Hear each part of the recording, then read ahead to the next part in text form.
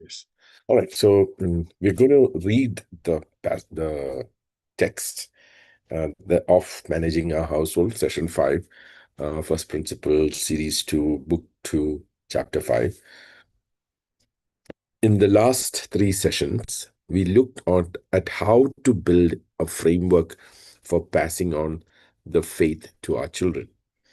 We have seen the importance of God's overall design, the lines of authority clearly established for children, parents who are committed to training their children in the faith, and the local church family committed to reinforcing their parents in the whole process. That's very important, the role of the church there. The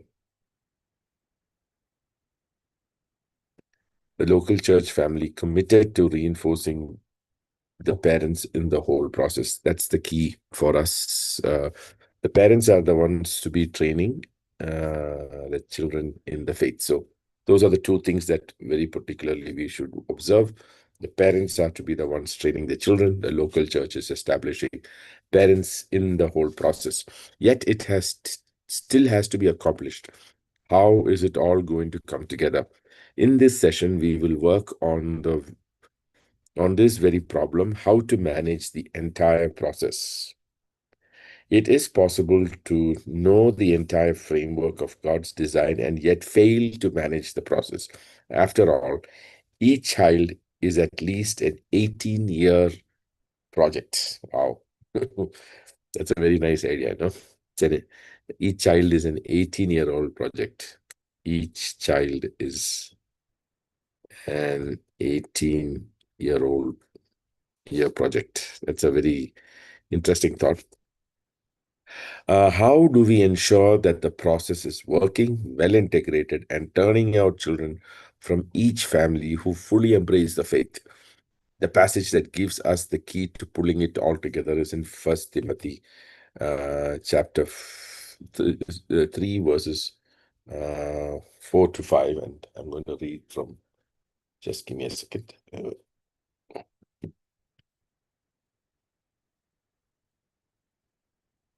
First Timothy chapter 3, verses 4 to 5. He must have a well-behaved family with children who obey quickly and quietly. For if a man can't make his own little family behave, how can he help the whole church? And then read one more translation. One second. I've been falling in love with small handheld Bibles, small little ones, easy to. First Timothy chapter 3, verses 4 to 5. I'm reading. He must manage his own family well and see that his children obey him with proper respect. If anyone does not know how to manage his own family, how can he take care of God's church? That's another translation. Let me get you one more translation.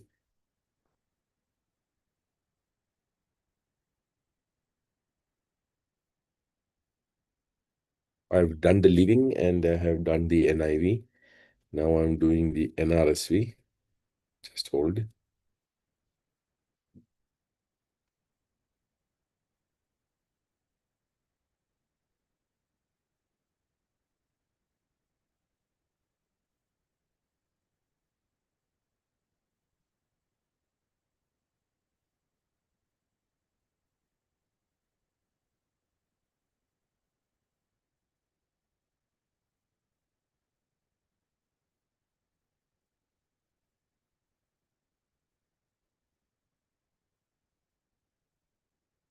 Three and verse 4. He must manage his own household well, keeping his children submissive and respectful in every way. For if someone does not know how to manage his own household, how can he take care of God's church? And one more, ESV.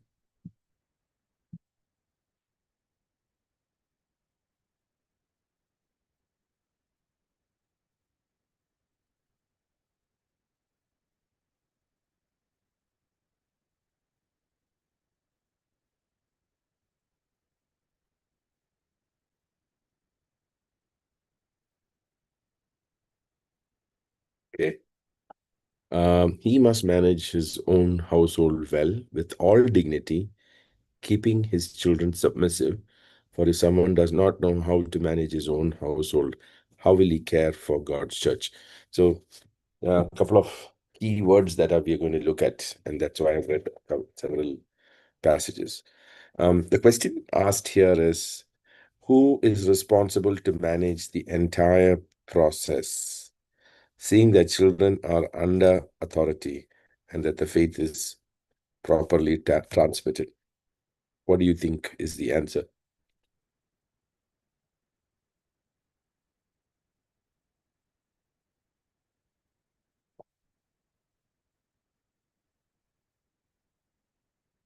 Each child is an 18-year project.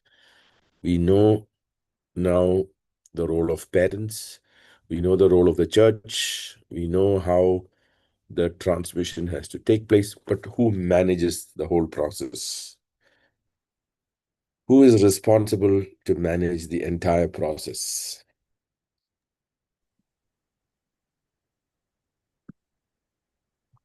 The parents, right?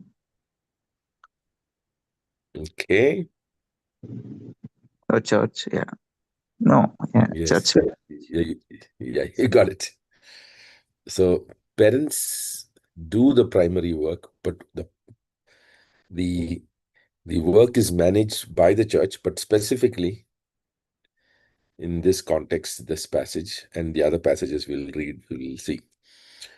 Is a man actually responsible for the outcome of the life choices of his children?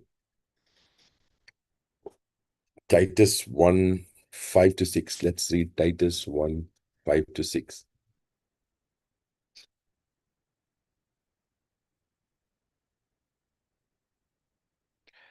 I left Titus 1, 5 to 6. I left you there in the island of Crete so that you could do whatever was needed to help strengthen each of its churches. And I asked you to appoint pastors in every city who would follow the instructions I gave you. The men you choose must be well thought of. For their good lives, they must have only one wife, and their children must love the Lord and not have a reputation for being wild or disobedient to their parents. So when you say the church, the author of the text, I have a little different view, but okay, I'm willing to work with the intent of what the author of this particular manual is saying. Specifically, when it says the church, he's pointing to something more specific. Does anyone figure that out? The next question will give you the answer. What does this tell us about the importance of the role of the father? In this context, what does it exactly mean to manage his own household well? What all is included in that responsibility? Let's work with that from the text we read.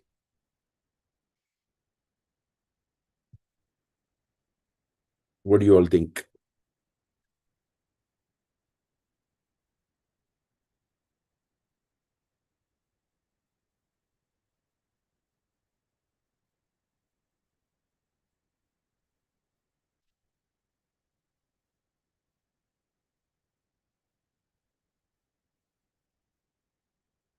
To bring the Come on, children let's up put. in faith. That's the primary work. But there is something now we are talking about managing that whole process. So Rob said it is now the church. But now this particular author, Jeff, is going more specific and laying it on the shoulders of Dash.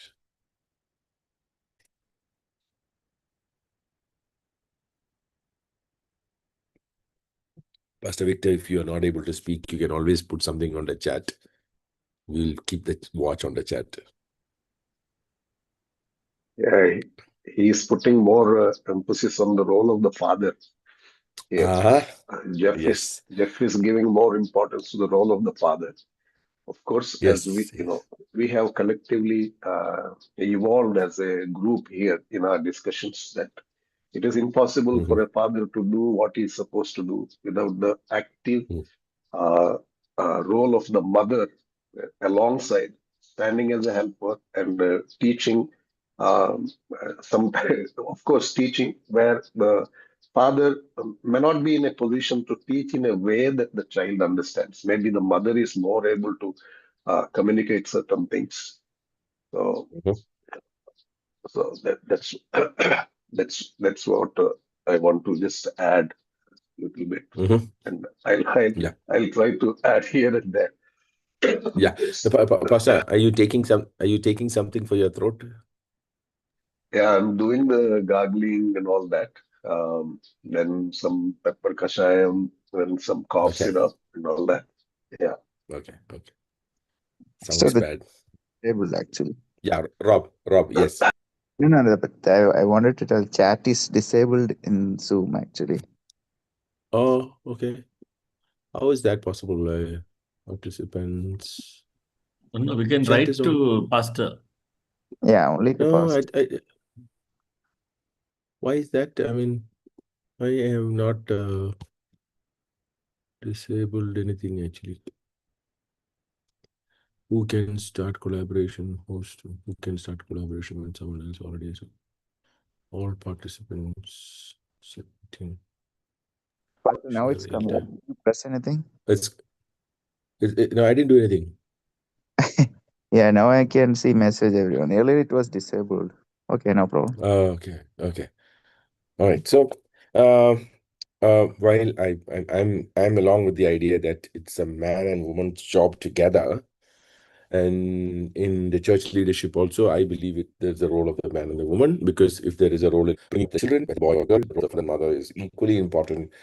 I believe the role of the church, father and mother, is equally important as leaders of the church. But Jeff specifically calls on the man, and I'm agreeing with uh, Jeff, given our culture where man has just abandoned responsibility and is abandoned it to only the mothers, and the man is being trained culturally to only bring money to the table, doesn't know how to participate, and doesn't know how to integrate his life into the family. He doesn't know how to be emotionally available to his wife or his children. He is frustrated because he is incomplete. The man is incomplete. And therefore, man is frustrated because God had designed him to be integrated into his family, emotionally connected to his wife, emotionally connected to his children. And he is to lead this whole process in the individual household.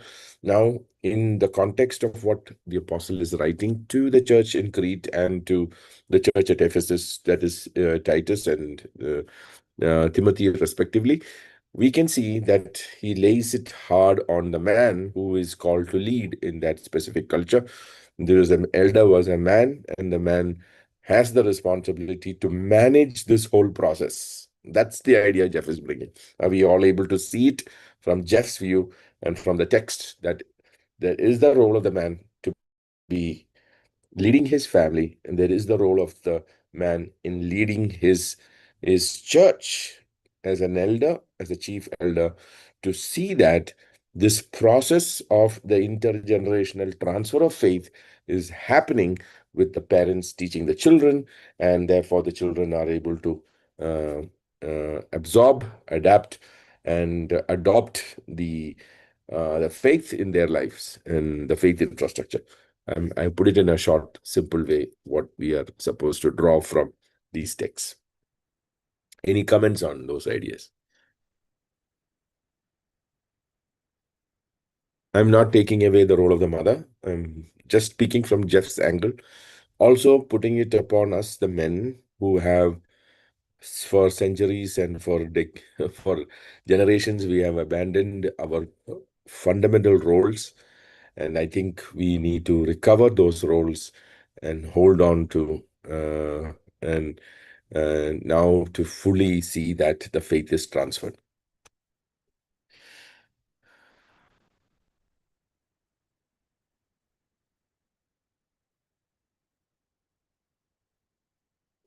Today afternoon, we have a parenting seminar.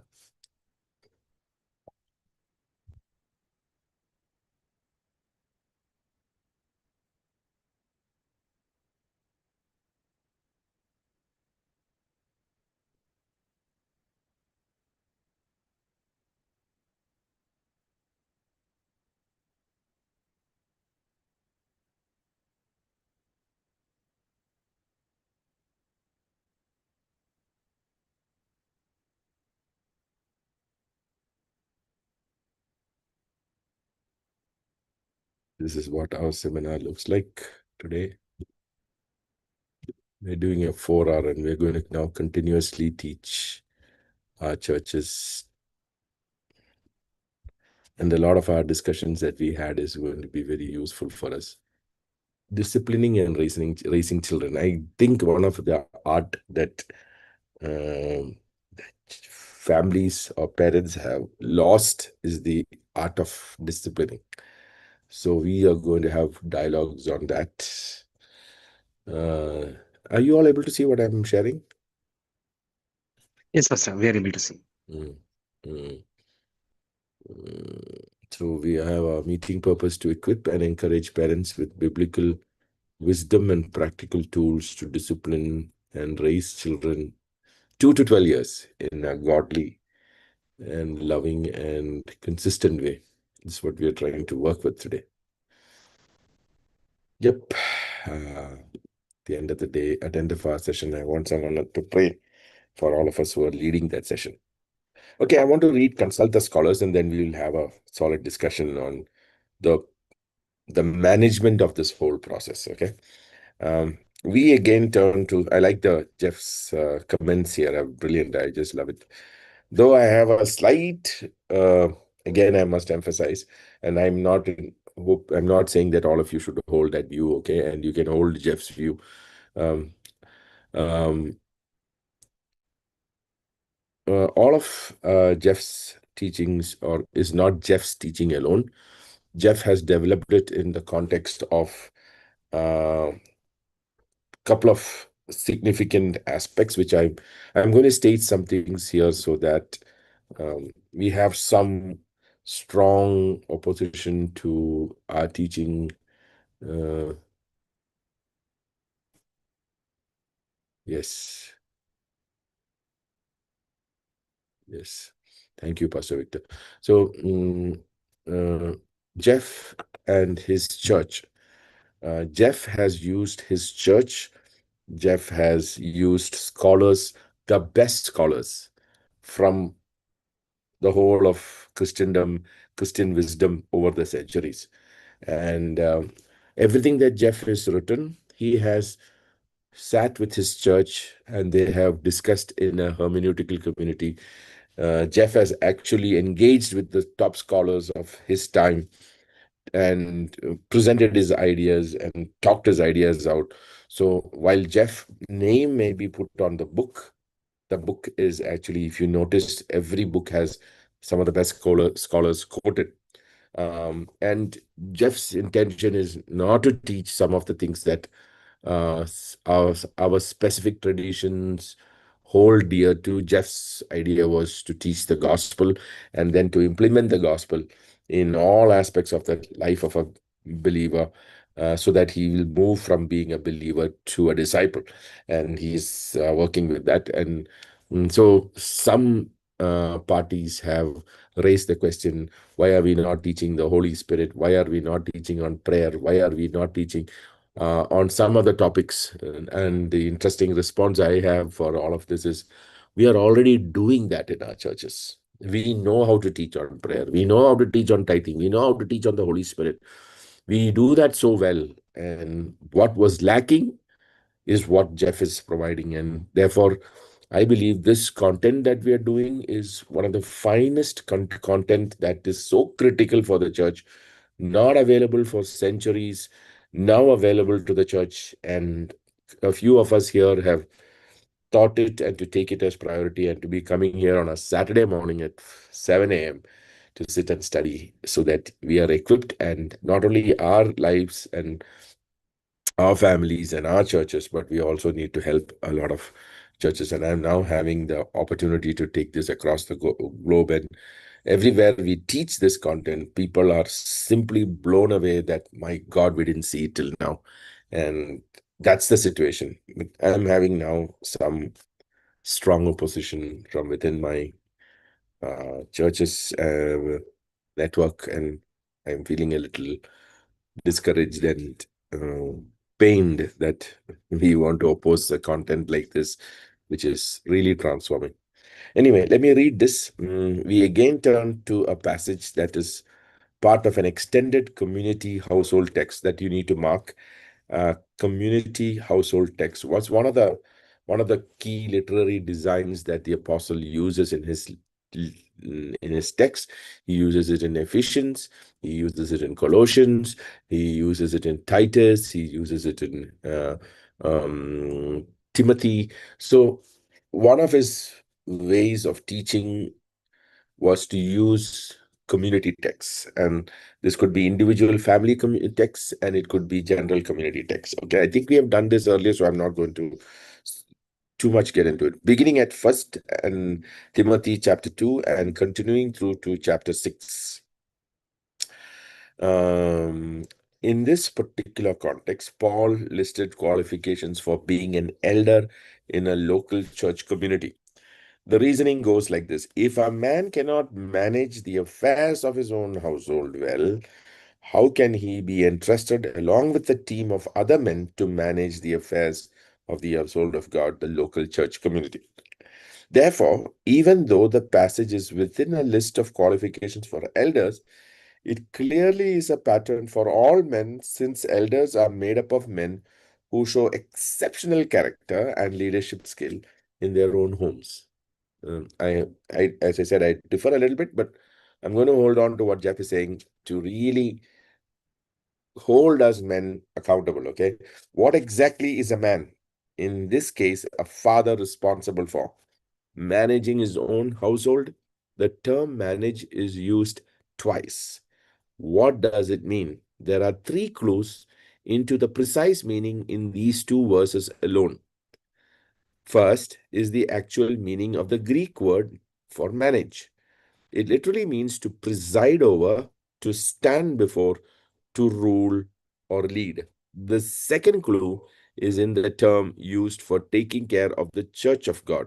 That term literally means to diligently care for, to take great thought to your care of others. The third clue is the explanation of a key central task in the managing of his household, the management of his children. This means that a key task of managing his household is bringing his children up in the discipline and instruction of the Lord. At the very heart of his responsibility to manage his household is managing the entire project of the lives of his children, including passing on the faith to them. If he is not able to manage them, leading them to faith, then he is not doing his job well. A parallel passage, Titus 1:5-6, where he sheds additional light on this household management that is expected of the father. The passage focuses again on an elder's household. This time, the expectation is that the one who is qualified to lead the household must have children who are believers and who are not rebellious. Some say that this just refers to children who are faithful, but in this context, the rebellion would clearly include a rejection of faith, for that is the heart of the entire management process. If we expect the results we want, children who continue solidly in the faith, then the father must lead, carefully manage, and oversee the process. Oh, that's very heavy, isn't it? Another insightful passage is 1 Timothy chapter 5. So let's just read those 2 passages before we go forward, just so that we get the heart of what he's telling. Let's read Titus 1:5-6. I left, yeah, that I think we read already. And 1 Timothy 5:14. 1 Timothy 5:14. Let me read. So I think it is better for these young widows to marry again and have children and take care of their own homes. Then no one will be able to say anything against them, for I'm afraid that some of them have already turned away from church and been led astray by Satan. Okay, he's coming a little strong here on another aspect. Let's read this. Where Paul encouraged young widows to get married again, he told them that a central sphere of their focus was to have children and to keep house. That is not the best translation. The word is oikos despotio, which literally means house, oikos, and despot. The wife is to be the despot of the house. The image here is not a cold, cruel dictator, for in all the passages where mothers are mentioned in the New Testament, they are characterized as kind and nurturing to their children. The point is that they are to care for and watch over every detail of the home management plan like a despot, guarding and carrying out every aspect of it. It is impossible for a man to manage his household with the kind of care described in these passages without a wife who is fully devoted to the plan. In our life, both of our children are adults and very productive, committed believers within our local church family. This would not have been possible without my wife, Nancy's. And I personally met this lady, okay, amazing lady. She's very old, and the kind of work that she does in the church there, I witnessed it myself. I had been to her house. The way she served us is amazing. The way she serves in the church, this old lady is amazing. My wife's Nancy's enormous commitment to our overall plan of passing on the faith to our children. The point is simply this: the key to pulling it all together, the establishing of discipline and authority in the home, the training of the children, the integrating of the teaching and reinforcement of the local church family, is the diligent management of the entire process by the father. It will never happen the way God intended it unless the father assumes his God-given responsibility and unless he pursues that responsibility with passion and careful attention to every facet of the process. Since a child is at least 18, is an 18-year-old project, this is probably the most monumental of all tasks for a father, even over his life work. So, what all is involved in the household management process? From our work in this book, we can pull together several core elements to begin carrying it out. It is obviously includes an enormous amount of work on both parents. In session 6 of this book, we will pull together a basic plan, but that is just the beginning. We have created a life planning tool called LifeN. I hope some of you have done it, which takes into account a person's uniqueness and experiences as well as his God-given roles and responsibilities to strategically direct him over his lifetime. It is an excellent tool for parents to work through for their own lives and to use it with their children. Okay, I'm going to stop here. And I think there's a lot of stuff here for us uh, to build, to think through.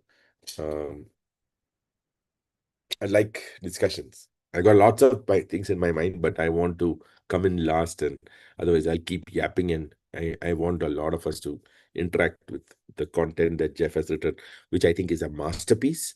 Is a brilliant masterpiece. And while I have slight differences, nuanced a bit, but I think it's good to hold on to what Jeff is talking with all our lives. We'll start with Shubha, Robin, James, sir, Joshua, Satish, Pastor, and Pastor Victor at the last if he has anything to come in. What do you think from all that we read just now? What is forming in your mind? What are your feelings that are coming as you these ideas are forming in your mind?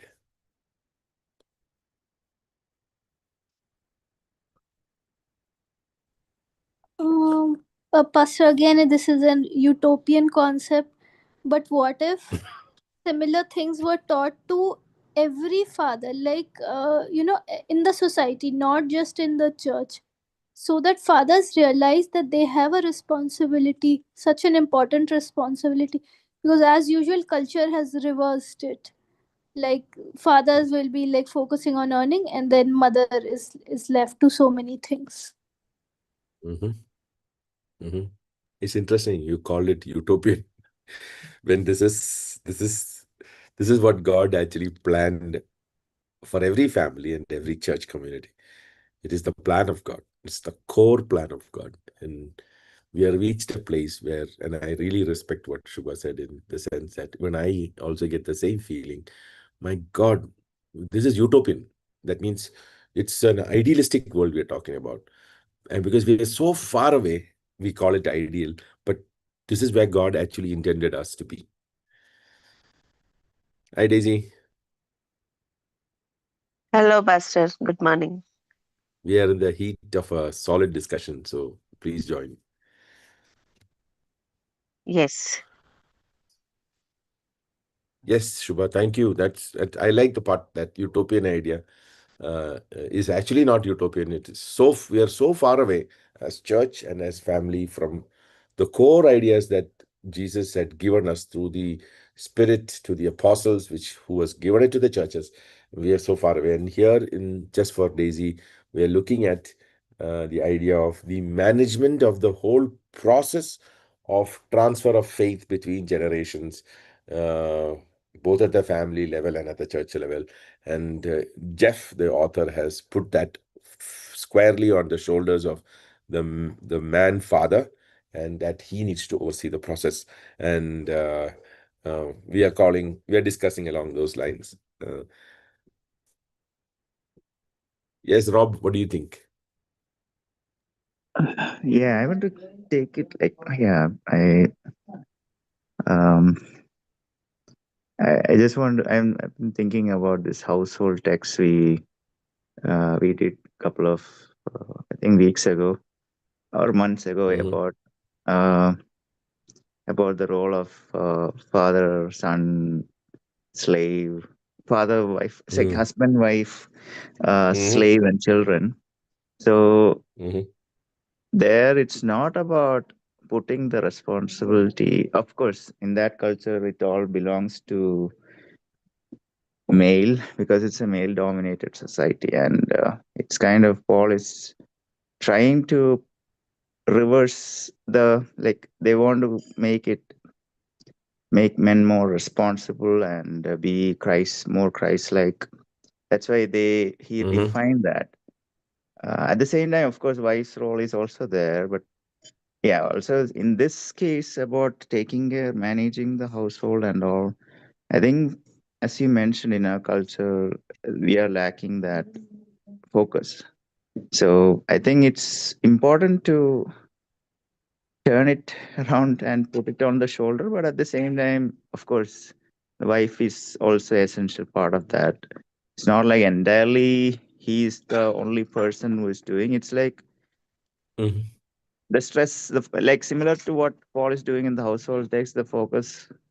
He focused more on the male. Mm-hmm. So in the family or managing household, it's good to stress a little bit on the man because wife is already into it. So I think I can take that perspective rather than putting Mm-hmm. entirely and squarely on men and fathers, because the problem Mm-hmm. with doing that is because that is one way of translating that into the church structure, because I don't know what kind of structure he believes in, if it's complementarian or This is a complementarian, very yeah, so complementarian, but definitely it's a male dominated, he'll always follow in y- everywhere.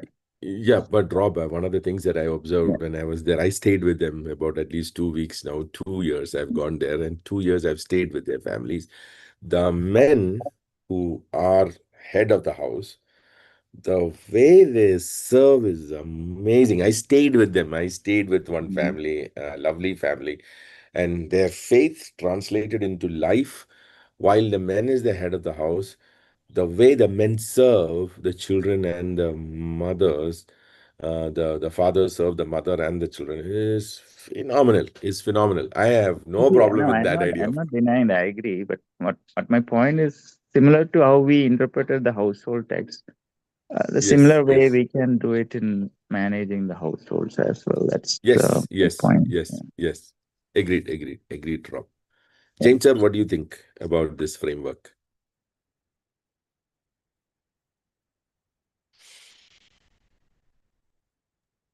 Yeah, I think you have taken this earlier also, and you had shown that wonderful diagram of how the father, uh, you know, yeah, is that is a central point of Paul's focus.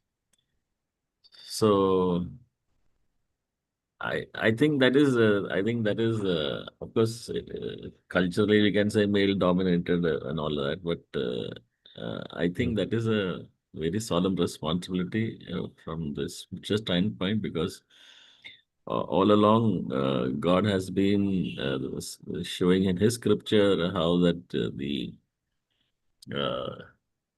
the man has to shoulder responsibility uh, and leadership in the both in the family and the church. Uh, so, uh, of course, we also discussed about how the woman is part of the man in the creation itself, and that unique position that the woman also has in the family. Uh, but in a more practical way, I think it has to be implemented, is what this whole text is about. Uh, Mhm. we often see that, in a practical way. If I look at my own life, you know, uh, I was too so distracted with so many other things, and parenting was, sorry to say, the last on my bucket. In terms of being actively involved. Uh, Maybe I justified it by saying that I have girls, so the mother knows more about. If God had given me a son, I would be more involved. So, but that is no way. And I've told this in the past also, that yeah. So my wife thinks otherwise, that I have not been involved at all much, because of my travel, because of my work, and all of that. So yeah, so I mean, if I was given this lecture when I was in my 30s, probably, Pastor, if my parenting would have been definitely different. And I think that this is very, very essential. It's God's mercy the other side, that my children turned out to be children, believers and all of that, and they're involved in ministry their own way now with their spouses. That's a different thing, but that is no way to condone my responsibility as a father. Uh, so yes, I think no, it's not utopian. It is actually very practical. That Paul, through the Spirit of God, wants us, is provoking the father to take his responsibility. Thank you. Thank you, James. That is very humble of you to acknowledge, which every man, I think, can also agree with, in terms of the abdication of the role, not intentionally, but culturally programmed, socially programmed. We are programmed culturally and socially to abdicate that responsibility completely to the shoulders of the mother, and men, not with an intention of not being lazy, but thinking or being programmed socially or culturally to think that his job is only outside, and therefore he has no connection with the inside of the house. That's a sad situation, and especially in the role of bringing up children, which either male or female equally requires both the father and the mother. And then, as elders of the church, seeing that there is teaching in the church for the parents to bring up the children, and the elders of the church not just teach but also see that it's part of the Great Commission. In there they teach to obey, see that this process is managed within the house, within the household of God, within the families. That concept of, that's one layer above than what the church elders are to do in the teaching of the parents, and the parents in the teaching of the children. There's one layer above that, is where the elders of the church, which of course he places upon the man shoulder of the man, because Jeff is of the opinion that men lead, but I differ from that. But I still respect what Jeff is trying to say, is that it is the elders, and I believe that we can do this jointly, because if parenting is a joint effort, then this is also has to be a joint effort. And that the important fact is, whether it is only man or whether it is a man and a woman, the important fact is somebody needs to manage this process, overall process. So let me put that picture. I'll just ask Joshua also to share, and then Satish, Pastor, and Daisy, Pastor came a little late, so I'm going to listen to Joshua, and then we will go on to drawing something from what we discussed today. Yeah. So yeah, I think we have kind of touched upon it. Yeah, I think at least in the Indian context and culture, it is generally the wife who does everything. For the man, it is okay, just getting the salary and coming home. So yeah, I think in our generation, like slowly there are some changes we are able to see, but by and large, this is the prevailing culture where men don't take any responsibility, or it is once in a while. It is not consistent. It is not intentional. Okay, there is no discipline involved. So yeah, I like the way Jeff put it. He has mentioned here, no, it will never happen the way God intended it unless the father assumes his God given responsibility and unless he pursues that responsibility with passion and careful attention to every facet of the process. So, yeah, so I think that is by and large lacking, at least in our context and culture. So, yeah, it is for us to take the lead and responsibility and be an example to other fathers, as to how to care for our family, how to care for our children, and um, not just okay being the provider and not just saying okay I'm the leader, but to show it in the way we serve, in the way we love, and being intentional about taking care of our children as well, not just leaving it to our wives. Yeah. Thank you, Josh. I have seen you take care of your child very well. I'm impressed, Josh. You have done a lot in that children. Thank you, Pastor.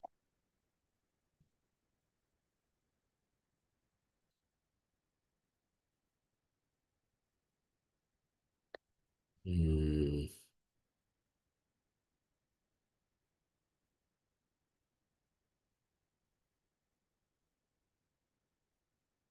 Mhm.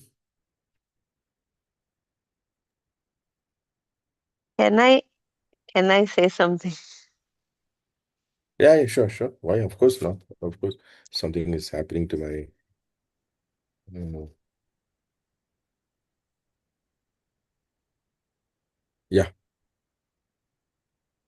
Um, yeah. So it might sound very controversial, but the only contribution a father has towards parenting is giving the name to the child. But every Mm. responsibility is upon the mother. You just have to visit a PTA meeting in the school. There will be a line of Mm. mothers. It is very difficult to see. Very rarely you see a father join the mother or father coming alone. Mothers coming alone is a norm. But if anything goes wrong, the blame comes on the mother. I have seen in uh, I am not saying Acha is like that, but his parents and my parents behave like that with me. For any parenting advice and everything, they will just call me and say, you should not have done this, you should not have done that, this, that, and all. But anything good happens, immediately the call goes uh, to my husband. So I am saying what is supposed to be a norm. If two men are roommates, in the college they help each other, right? They don't think that it is his responsibility or his responsibility. They take up the responsibility. They understand that this is shared responsibility. But the same man, when he gets married to a woman, suddenly the entire responsibility falls on the women. Not that women has been trained from the womb. Even she was studying, even she was busy in her college, even she was doing everything last minute. I have never seen a man preparing for marriage by learning how to cook. I have never seen a man having notes of recipes with them. I have never seen, I'm just saying because I'm seeing a lot of mothers doing it all alone. And we are also handling few families where the mother is feeling very lonely because husband feels that he has taken admission in the school, he is providing for the family, though women is also working. Women has to drop the children to school, women has to give bath to the children, women has to prepare the tiffin. It is very rare I see a man doing it. So it might sound very controversial. The only contribution that I have seen so far is uh, like this last week I was in Kerala, When my sons were washing the dishes, the maid is coming and scolding me, saying, "Why are you letting the boys wash the dishes? Don't let them." And she snatched the dishes from my sons. But for Anaya, they didn't say anything. She's like, "Let her wash, let her learn to wash." It is still happening. And she's not an old maid. She's pretty young, younger than the regular maid. So I was like shocked. My mother-in-law keeps saying, "Arey, Anaya chai ondakan padpi." You teach her how to make chaya and all. Why? Then I keep fighting. Why shouldn't my sons know how to make chaya? Why should she be the person who gives chaya? So, and this is, I'm talking about an educated state in India. I mean, very literate state in India. So, um, Imagine the state sorry. in UP. Daisy, just to add to that, my cousin, she is studying. She has this, she's taken like a psychology graduation course from distance learning, IGDU. She has lots of study, no teacher. She has to do everything on her own. Now I am trying to tell the same things which I learned here. I am telling my cousin that, you have to do. So when he comes here, I make him peel the fruit because she is studying and he's in a smaller class and he is equipped enough to cut a fruit with knife. So he says, yeah, I can cut. But then he goes back and his father tells my cousin, because now they know that I am telling her this, that see, both of this is a life skill, everyone needs to learn to cook and all. So what the father has now gone and told that girl, now it is your responsibility to cook, it is your job. And she's already doing the cleaning, she's doing everything. The son has to, even he just sits and he has to be given the meal, and that girl, besides her studies, she is doing all this job. So I feel really bad. I try to tell, but anyway, I'm not living in their home, I'm next doors, so there's nothing I can do. Hello? I think what Hello. Hello? the Daisy shared is really the. Jayalakshmi ma'am, can I call you later? I'm in a meeting at this point. And nice to hear your voice. And I have renewed the process. So, yeah, after 10, I'm free, ma'am. I can't hear you. I'll call you later. What Sister Daisy shared is the naked truth, and that is the fact. Uh, but the I mean, yeah, just to give a little bit of a different perspective in a practical way. While growing up, we boys had my mother working in the school as a teacher, and so uh, we had to do a little bit of a chores in the house to get things moving. So because we didn't have a full-time servant, so that helped us to understand a little bit of what to do with cooking and all that. Uh, but that's where it ended.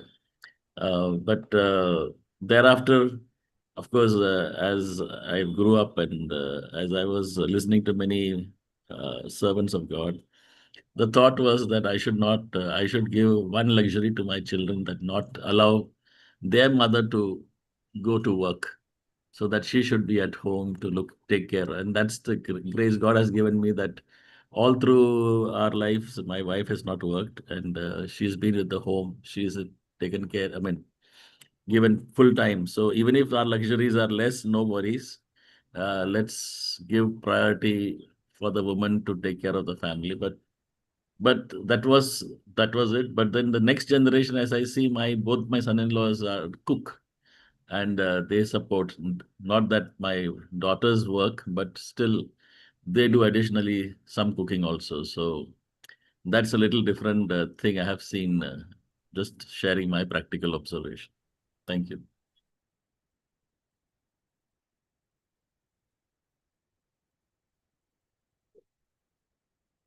Nice. Good discussion. Can you all hear me? Yes. Okay, I drew the picture. I think that should be clarity in the ideas that are shared here.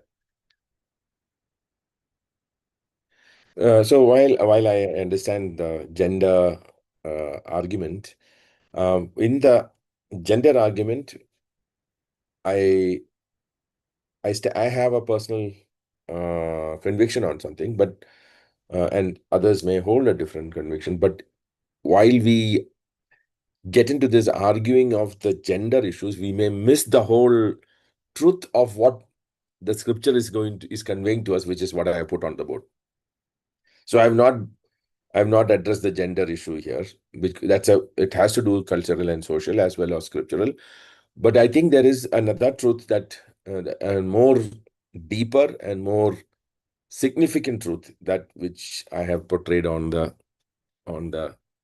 whiteboard here. What do you all see there?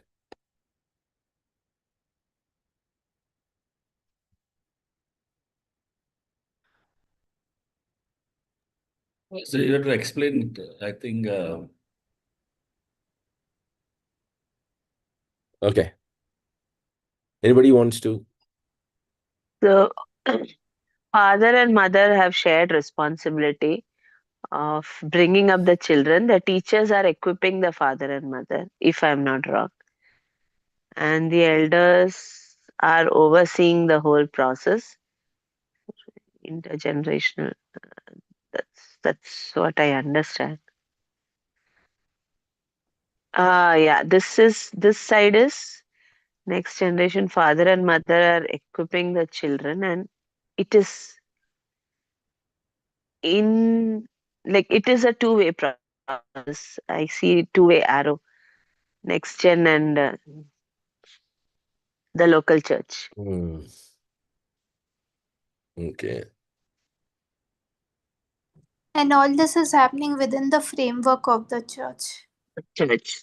Okay.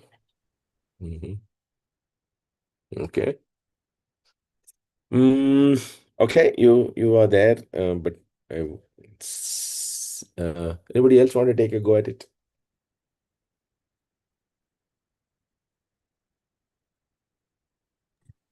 Double arrow is when they have passed on, father and mother, they have trained, the next generation comes up, then they will also become teachers, and then they will train parents, then they, so like that it is a continual process.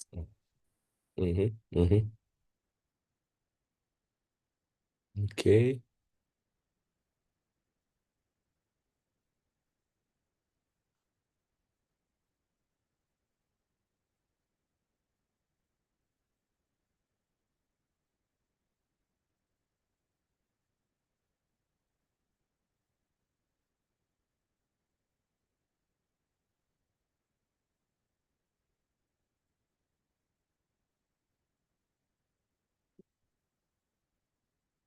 Now it's getting very complex, sorry.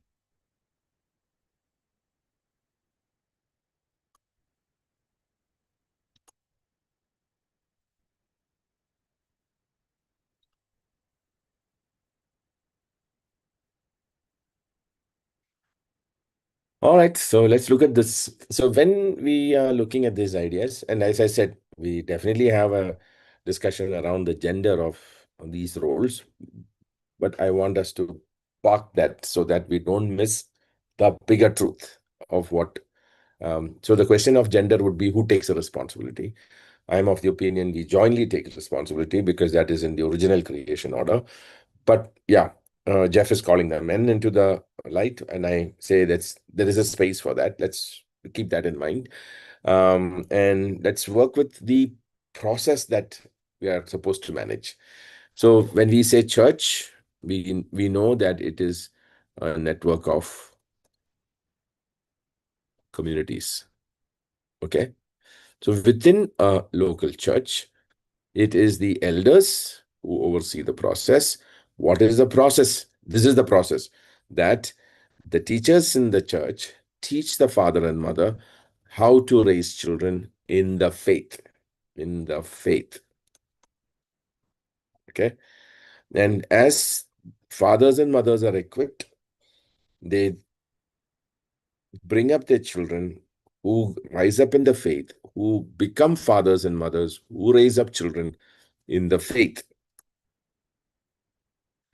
As we raise these children are the ones who can become tomorrow's teachers, tomorrow's elders, tomorrow's apostolic leaders.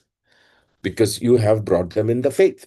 They know what the truth of the gospel is, and they know how to implement the gospel in the core areas of marriage and parenting. So they naturally become the parents. So when we say at the local church level, you have elders and who are appointing teachers based on the gifting that the Spirit has given to teach fathers and mothers in sessions where they are being equipped to raise up children in the faith.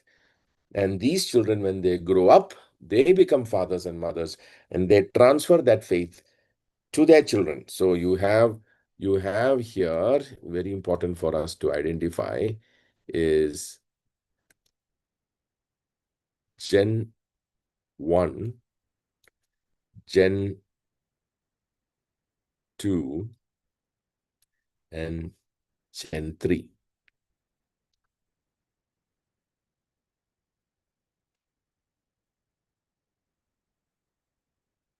So you can see faith transferring among generations, and that process is overseen by the elders, or I would say one level is the apostolic leaders, okay, is overseen that this process of transfer of faith, the deposit is transferred. That responsibility is what we are called here today as far as managing our household is concerned. So this is the household of God. This is the individual household. And this household is giving birth to another household that practices the same process, because it is still under the oversight of the local church, under apostolic type leaders who continue to see that these processes continue within the church. All right, does that make a little sense more than?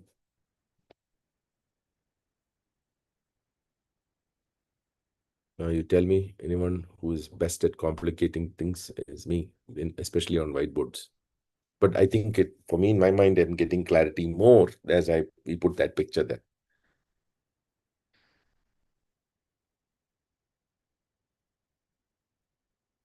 What do you think? Are you able to see this process, the management of the process? That's what Jeff says, it is possible to know the entire framework of God's design and yet fail to manage the process. After all, each child is an 18-year-old project and more if you count the transit. That means that each child is a very big project.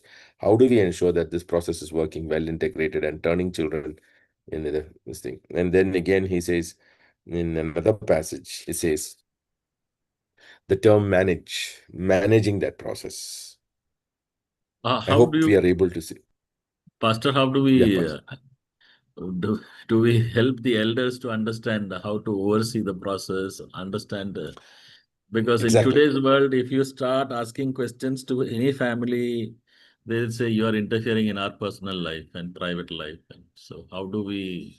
Exactly. Yeah, it's a good question, James. James, sir, I am having problem right now in our church, because in the last one session we had where I told that the Great Commission says that we must teach to obey. That means we are implementing obedience in the life of the people. That Absolutely. is so difficult for our churches to accept. How can you do that? We had a big argument on that.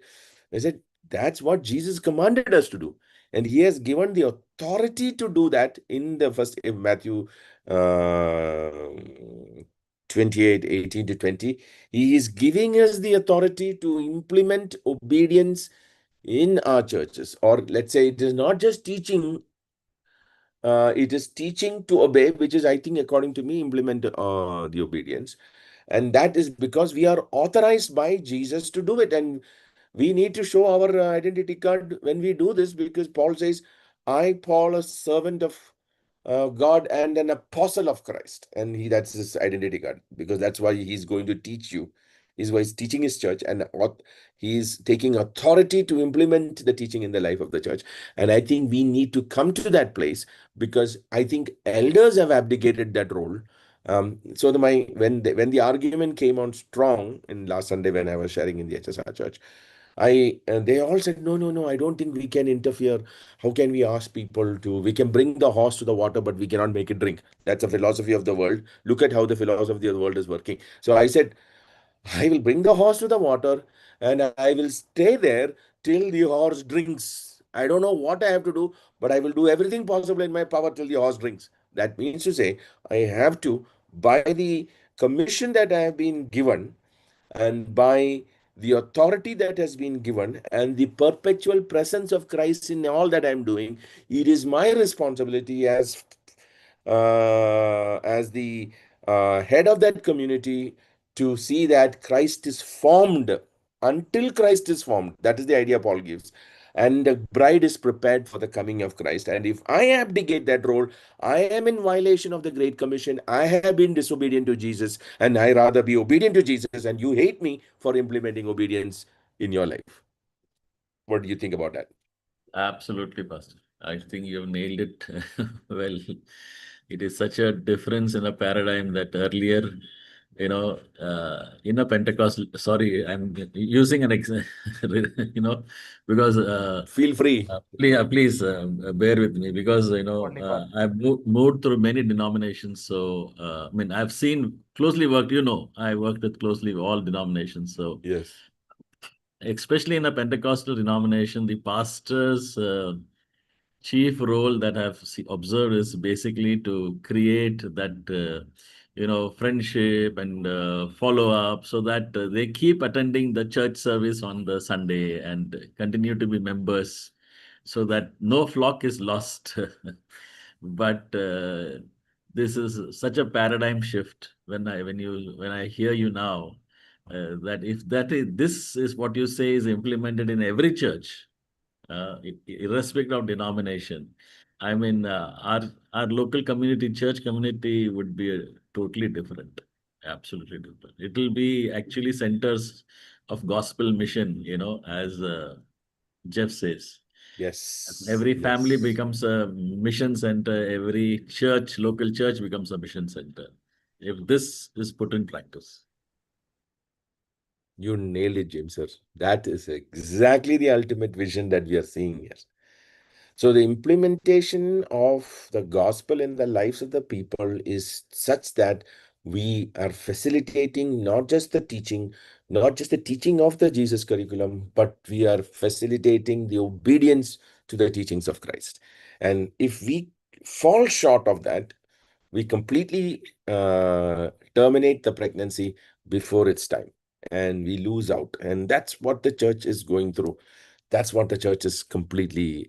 So, so in that argument, and by the way, in our churches now we have dialogues, not sermons. So, in the dialogue that we were having as I was facilitating the session in the HSR church last Sunday, one of the sisters said, "No, Pastor, we cannot, barge into the privacy of people. We cannot do that." And she was nodding to that in agreement.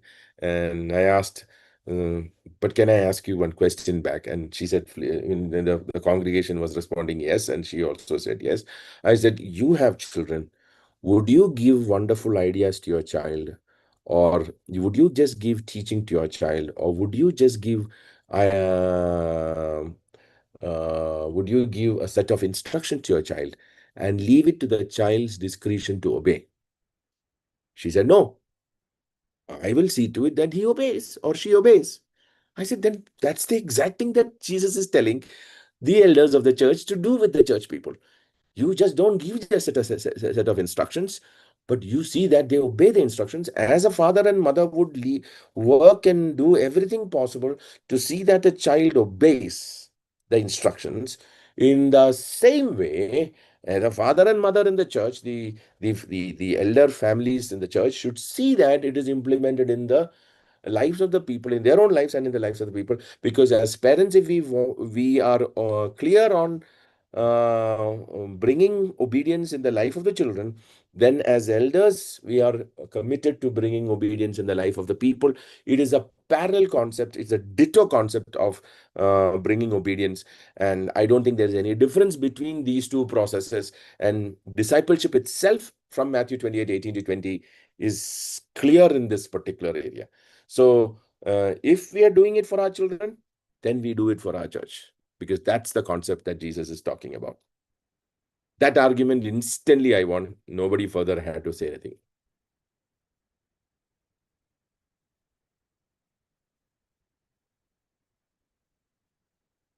I have a comment on the chat. Let me see. It is surprising that the church is opposing this. Yeah, it's funny because we are not teaching tongues, and we are not teaching spiritual warfare, and we are not teaching other things that, first of all, they don't know the curriculum. They have not been through the whole curriculum, so they don't see it. And I don't blame ignorance, you see. So that's unfortunate. Yeah. What do you think? Should we implement obedience? Should we have a process like this in the church? Should there be teaching gift Pastor, that is... that is no option, Pastor. That is a mandate, and it is a mandatory mandate. Mhm. Yes. So I would put it like this on top. I think when you were here, you got a chance to talk to the church members here, right? I think they Yes. also opposed in a similar manner. Means getting into really, like, especially American culture is like that.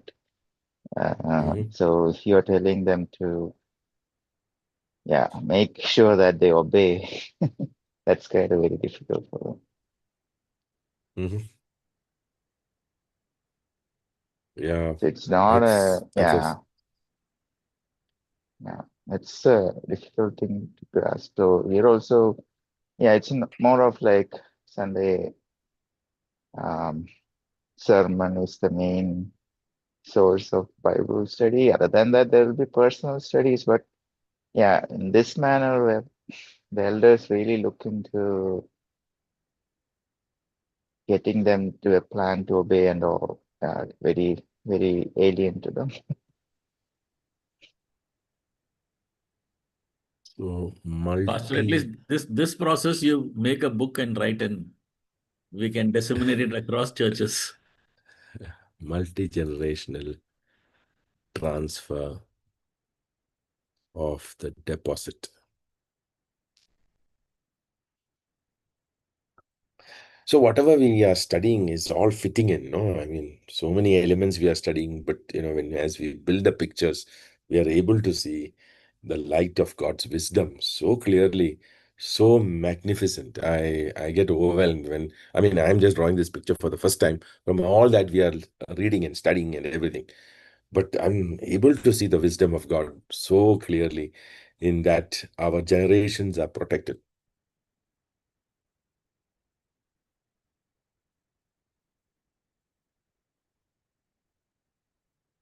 And my brother once said to me this, and his wisdom was amazing and that really affected me. He said, the only hope the next generation has, possibly the only hope the next generation has, is my child or my children. That if I have equipped them and I have establish them and I release them, because I'm inevitably going to release them into the next generation, they would be the apostles, prophets, teachers in the next generation. And if I failed in this, I am actually abandoning my responsibility to reach out to the next generation. That was brilliant. That thought captured me. Even today, it holds on. And I couldn't see it at that time, but now I can see what he's talking about. So can you see, this chapter is talking not at, very important for us to understand this. Okay, let me just put this again. This chapter is not talking at this level, is not talking at this level, is talking at probably this level, this level. Someone overseeing the process. And now here I believe it is man and woman. But if you just say that this is man's responsibility, that's fine with me. But somebody has to oversee this process in the life of the church. Somebody is seeing this. And now I can see the ministry so clearly. When Paul chose elders, he saw to it that these people would have the maturity to see that they can oversee this process, because they are managing this process in their own homes. Does that make sense? That's why I connected these lines here. You see, these lines I connected back here. Yeah. Pastor, one clarification. This teacher that you mentioned is the gifted teachers, or is it the Sunday school teachers? That It's interesting. In that paradigm, there was no Sunday school. So this has to I be the know. church teacher, the Yes. gifted church. And we have undermined the teaching gift in the church completely. We have only appeased the preaching gift, which was never there actually. Maybe we can use it as the word prophetic or apostolic. But I think the teaching gift is so critical, because everything that the Great Commission says, once the person has reached the church, is the teaching Teach. process. Yeah. And so the gift of teaching is so critical, the role of the gifted teacher. But if the gifted teacher doesn't know that he is supposed to be overseeing this process, then he is teaching irrelevant stuff. You sit and argue on the invisible and visible attributes of God for centuries together, or once saved, Exactly. always saved. Does any of that matter with regard to the core ideas that the apostle is teaching his churches there? Yeah. So we are so distracted away from the whole blueprint. Very sad. Yeah. Yes, truly. Yes, I'd like other people to also, all my others to share in the ideas and thoughts of what is here.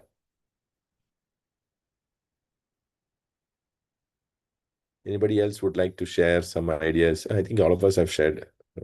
Pastor Satish, you're silent today. Are you traveling or busy?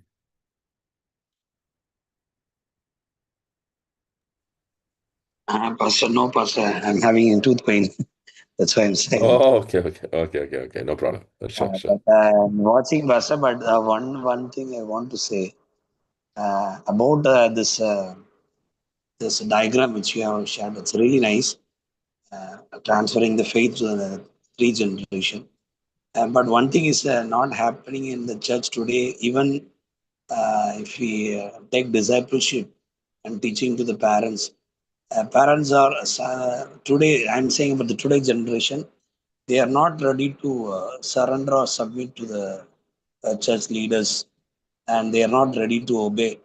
People don't want to touch their life because they want to just come and go, visit the church, and they want to support the ministry, but they are not ready to give their life to change or uh, to the biblical pattern. So that is happening today. That's why people are leaving the true discipling church. They won't just go and worship the Lord and just leave the Sunday.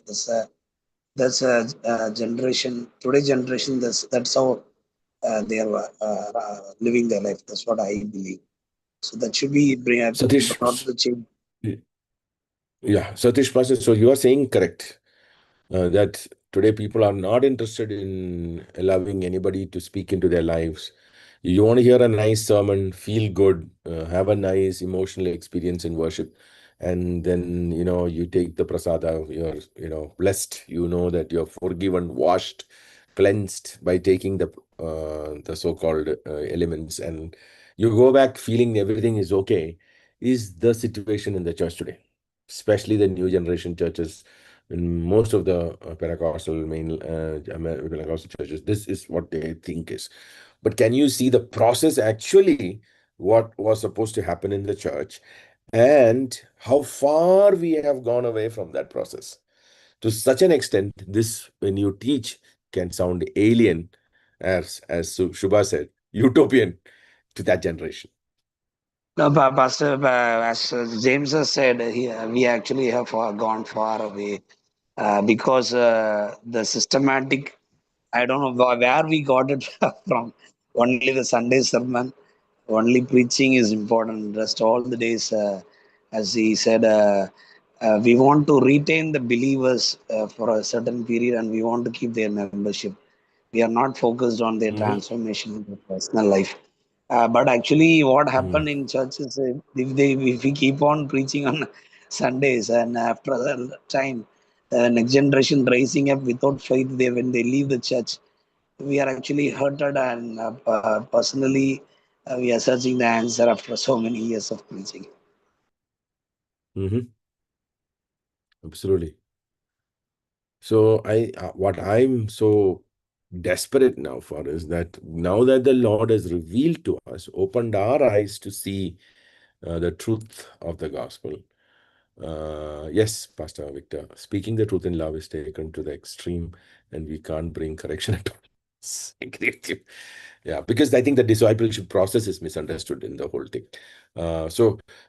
What authority do I have to correct you? I have the authority from the Lord Jesus Christ. As Paul said, servant of God and apostle of Christ. I have been authorized.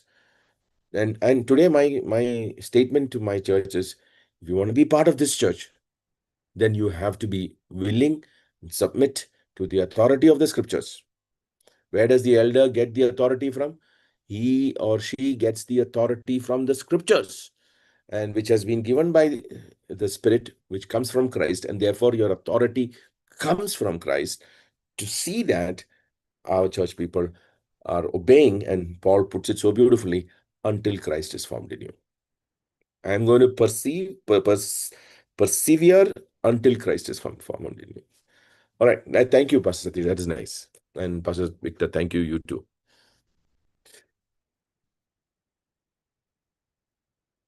So let's just read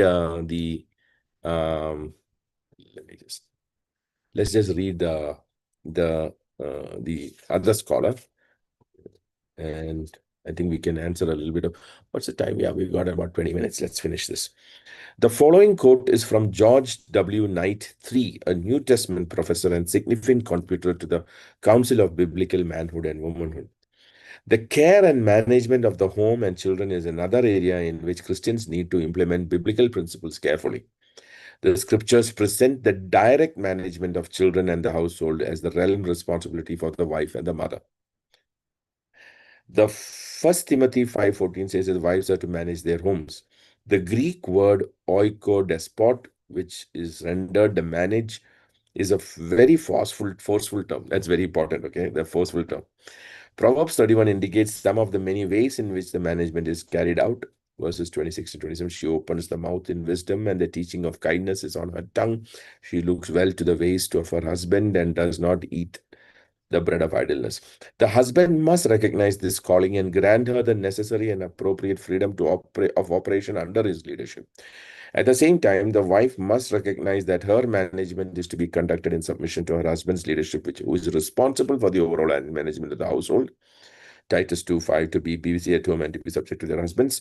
The Apostle Paul says that the man is responsible to manage his household well, 1 Timothy chapter 3, 4 to 5. Although the wife and the mother will have the most contact with the children, especially when they are young, and therefore will have the most direct responsibility for supervising them, the husband and the father is held responsible for the instruction and oversight of the children.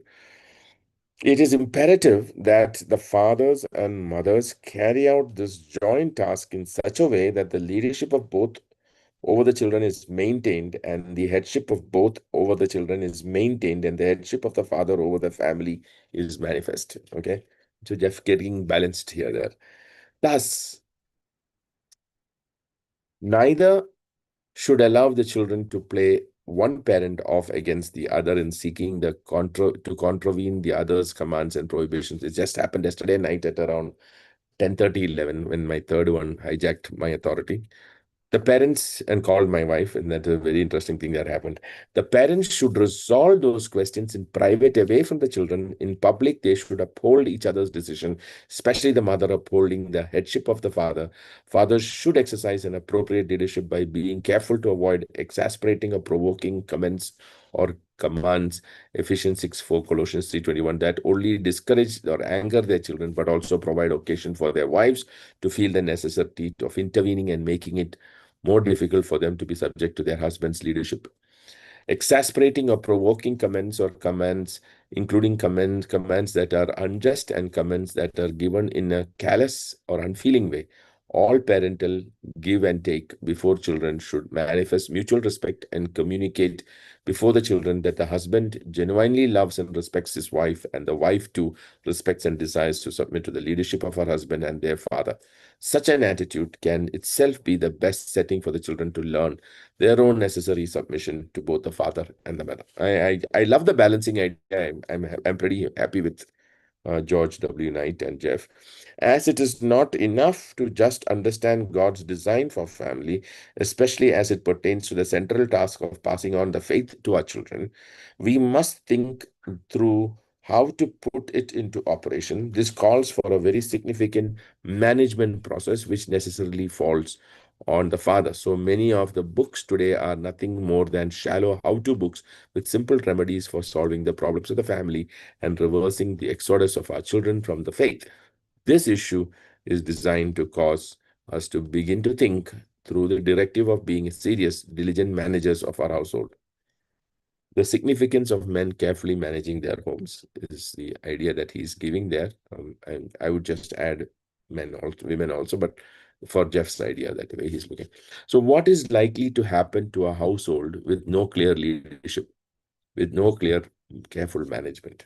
That's a good question, isn't it? What is likely to happen to a household with no clear leadership, with no clear, careful management? What would be the consequence? Next generation will not be in faith. Wow, it's a significant one, right? Now, here is the irony of it all, okay? We spend millions of dollars to travel and cross many oceans to see that we can save people, when just right under our nose is the greatest missionary opportunity, and we just don't see it. And as James Sir said, and I too have the same issue, while I may have the burden to reach out to the world, and I am putting my entire life to that endeavor, I miss out on the fundamental responsibility of considering raising my children in the faith as a missionary activity. So can you see the blindness of the missionary enterprise, in that we are able to see the lost in the world, but we are not able to see the lost in the house? There's a blind spot there. There is something that is tragically terrible, isn't it? So I'm now challenging the churches to reprioritize and restructure their missions. That mission starts in the church, mission starts in the home, that let's see our children are established. And I know that for us to start this in our current situation is already a lot of water has passed under the bridge. Our children are grown. Yeah, but at least I've seen now my mistakes, and I'm now willing to correct whatever I can do within the time I have with them.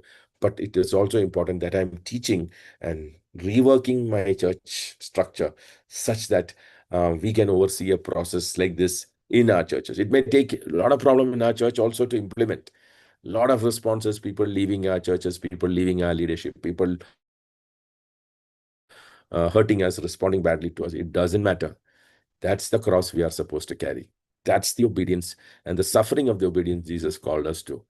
Jesus was not, Jesus' Facebook was not, the following of a Facebook is not what Jesus intended.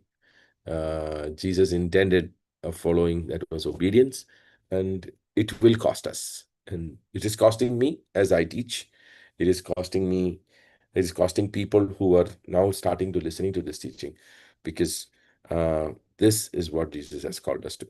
And he said that if you have to follow me, you will be blessed, you will have car, you will have all. No, he didn't say that. He said, if you follow me, you have to take up your cross and follow me.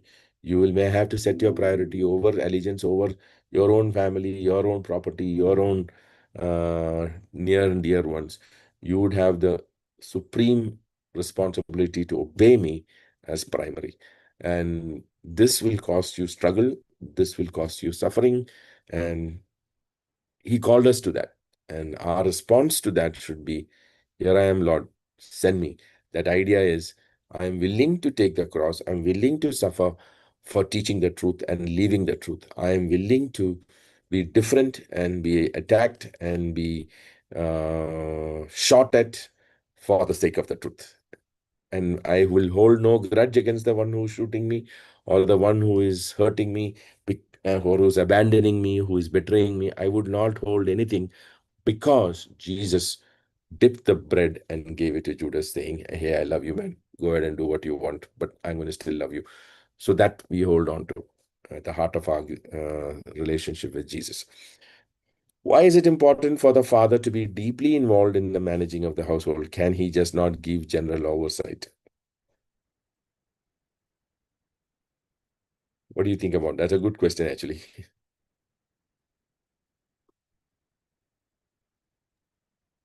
Come again. Satish Pastor, I couldn't hear you.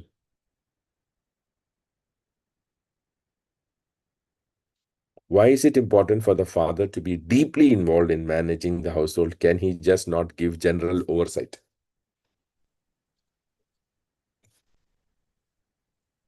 Also, can I say something? Hmm. Hello? Yes, Pastor, please. Yes, Pastor. Pastor, previously you were asking about the family. For that, I was thinking to say about two things.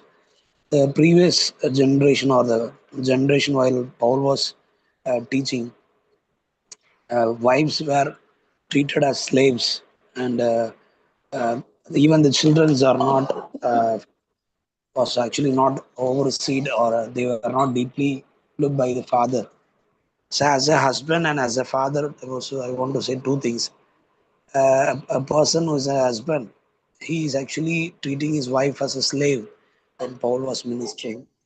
So he can abandon, or he can leave the wife, and he can look for a new woman or a new marriage. So that is not at all considered as a big issue at that times. But Paul is bringing light to the church by bringing uh, husband as a Christ and wife as a church. So that brings more light to husband and more responsibility to husband, and not leaving the wife. And that brings a restoration in family, and that brings a restoration to the husband, like husband wife relationship. So that teaching brought love to wife, which she has not received so many years. So Paul's teaching is a revolution which he has brought in family life between husband and wife, and also father. As a father, actually, also that generation, when a father leaves a family, the children are like abandoned, like they are neglected. They are actually having some problems in their life. But Paul's teaching brings more light, and actually, next generation rising in faith is brought in by Paul's teaching. So actually, this deep involvement is needed today, because even personally, I am speaking as both as an husband. I was brought in like I never go to kitchen when I was growing up, because my family, like my mother, actually take care of everything. My husband, as an husband, my father never goes to kitchen, and also I brought up in that same culture. When I got married, no, I really struggled to manage, because when my wife is into sickness or something like that, she was not able to do. I struggled to go to kitchen, but after looking Christ as an we are to there to serve, that actually brings more attitude change, and actually we have to learn, as the sister Daisy said. And also for our children, we are actually a few generations back, father will give only money or something like that, and he will leave the means he will go out to for a to give the provide the family. He will concentrate only on that. But father deeply focusing on children is needed, because children's need the love from the father. The father love is needed. That actually I came to know only about after accepting Christ. The father's love is very much important in family to the children. Mhm. Thank you. That definitely helps, Pastor Satish. Very nicely put. So it says, and we have done this earlier, the two specific words are used by Paul to describe the training process: discipline and instruction. The first word, discipline, literally pedia, a common word used even today for good overall education, referred in Paul's days to a general upbringing of attained by discipline. The word instruction literally means to place in mind. In other words, to teach them how to think, frame of mind, along with an admonition to follow the teaching. So the admonition seems to cover the entire training process. That, however, the sphere is narrowed to the discipline and instruction of the Lord. The context again calls forth the idea of first principles. That means you have a set of teachings and bringing those teachings into the mind. The discipline and the instruction. That idea of discipline and instruction is key for us as fathers and as elders of the church, as both fathers and mothers, I would say, that we are called to do. So why is it important for the father to be deeply involved in the managing of the household? Well, he needs to have his hand in the mud. He needs to be involved in every area of the instruction of his child, and he's be involved in his family. So that gives the boy and the girl who is growing, or either of them, the clear understanding of those roles, of how it is practiced before them. In light of what has been studied in the household text in this book, what are the main elements of family life that need to be managed? I think we picture does that all that job. What would be the signs of a well-managed household? What is the outcome? I like that last question. I'd like all of us to answer that, the last two questions, or at least the last question, if all of us can contribute to that. What would be the signs of a well-managed household? The outcomes.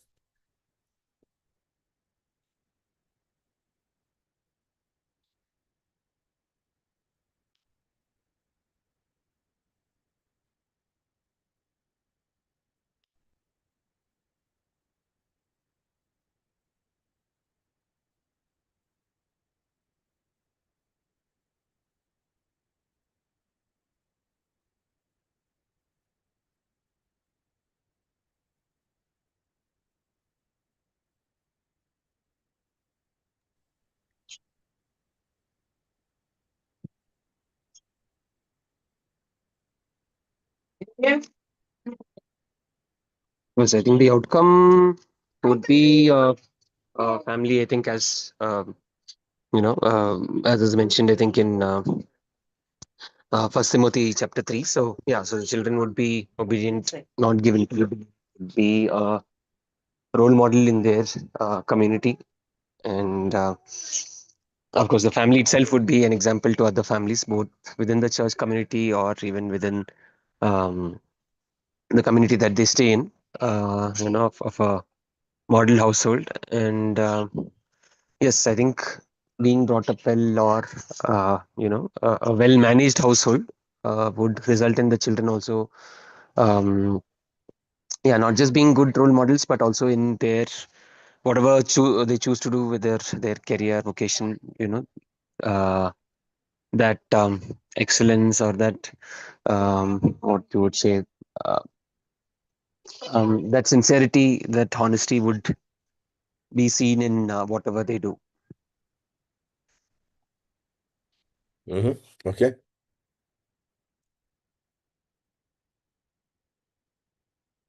Thank you, Pastor Victor. Jamie Buckingham wrote a book titled Truth Shall Set You Free, but it will first make you miserable.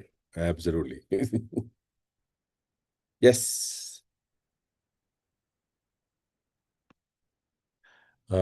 Pastor, I need to leave now. Yes, please. Good father. Yes, I'm happy, impressed, Rob. All right. So I think we just 3 minutes to the idea. What would be signs of a well-managed household? Well, I think a very powerful church that will have such a far-reaching influence, not at our generation level, but in multi-generational level. And the passing of the deposit, as Paul said, raising up amazing leaders who know how to take care of their own household, therefore they can take the care of the household of God. I think that would be, to me, the lordship of Jesus in the household. He's not the unseen guest. Yeah, absolutely. We should take that boards in earth, those wall hangings that say that, we need to take it and throw it out. Yes. Yes, that is a fantastic session. I really loved it. And thank you all for contributing. Can I ask, James sir, would you pray and close for us today? Sure. Father, we want to thank you for this excellent teaching this morning. You have given us, opened our eyes to more truths about being obedient to everything that you have mentioned for us in your scriptures, that we would be, as Apostle said, not be taken away, distracted with things that are so complicated, but follow in simplicity the teachings of Christ and the apostles. Grant us your mercy for the remainder of this day. Commit each one of us as learners together into your hand. Give us grace to be also influencing whatever we are learning to others. Commit everything to your hand. Remember Pastor also, and continue to use him and continue to make him a blessing. We ask this prayer, giving you thanks in our Lord and Savior